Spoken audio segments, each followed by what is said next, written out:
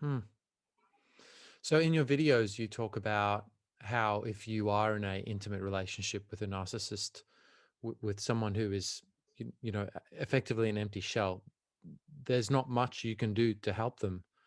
Um, can you talk about that scenario a little bit? Like, what would you do if you realize, oh my gosh, I think I'm in a relationship with a narcissist, or I might be related, you know, um, parents, or brothers, sisters, or maybe even your boss at work. Like, what do you do in those dynamics, and what can be done?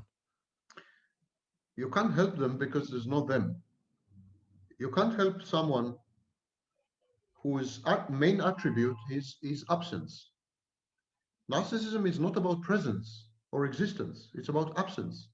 Narcissists are the, and borderlines to some extent, but narcissists more. Narcissists are the only entities of absence that we know of. They are entities of absence. Yes, it's mind boggling. Yeah, You can't wow. help them Yeah. because there's nobody there to help. There's nobody there to help, which is not the case with borderlines. But with narcissists, nobody there. It's extreme state. It's a little like schizoids. Schizoids also have a big problem with this. Schizoids and narcissists are states of absence, entities of absence. You can't help them. You can help only yourself. You can help yourself by adjusting your expectations, by reframing the situation, and by reconceiving of the narcissist as something else. So first of all, adjust your expectations. Expect nothing. Easy. Expect nothing. Yeah. Then reframe the situation. Don't tell yourself, for example, I'm his intimate partner, because narcissists are incapable of intimacy or partnerships. So it's a meaningless phrase. Tell yourself, I'm having a great time with him. It's a fun thing. For example, reframe the relationship, because language affects your consciousness.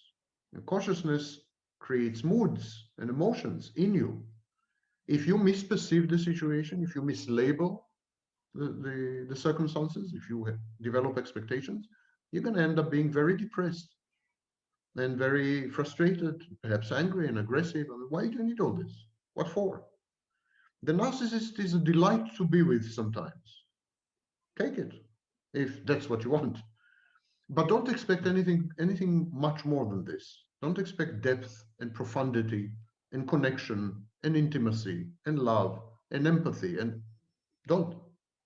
And if all these are prerequisites, if all these are sine qua nons, conditions without which you cannot survive, then walk away. You're never ever going to get this from a narcissist. At best, if the narcissist is hyper intelligent and a bit psychopathic, is going to provide you with a simulation. But it's built on sand. The first test, the simulation crumbles. So you don't want to build your your entire life constructed on a foundation of quicksand. Mm. And then the last piece of advice is um, reconceive of the narcissist. The narcissist is like the latest smartphone. It's like iPhone 12. It has numerous apps. It's great fun. You can download things. You can do numerous things with him. He's adventurous. He's usually a risk taker and a novelty seeker. He's a delightful partner for some things, etc., etc. If this is what you want, if you're in a phase in your life, for example, that you want to experiment a bit, you want to be adventurous, you want to take risks, you seek novelty, and you want a partner who is essentially a child, as a narcissist is 2 years old in most cases. Mm. Well, then, if you, for example, if you are maternal, you have very strong maternal instincts and you want to mother someone, well, that's narcissist is a perfect fit for you. There's no there's no hard and true rule. There's no kind of heuristics or rule of thumb to say, it depends. The answer is depend. It depends. Some women end up being very happy with narcissists because the narcissist is the eternal child, the puer aeternus, the eternal adolescent, and they want to Mm. be the eternal mother. They're not really concerned about being intimate partners. They're not even concerned with sex.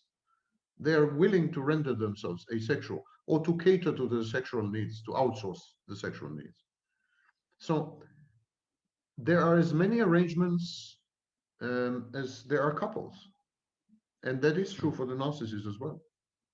But if you're a person, typical person, our biological equipment, our hormonal equipment, our psychological predispositions and proclivities and so on, we need, like food, like air, we need intimacy, we need love, we need succor and support, we need many, and this can never, ever be provided by the narcissist. And anyone who believes otherwise is what I call a malignant optimist.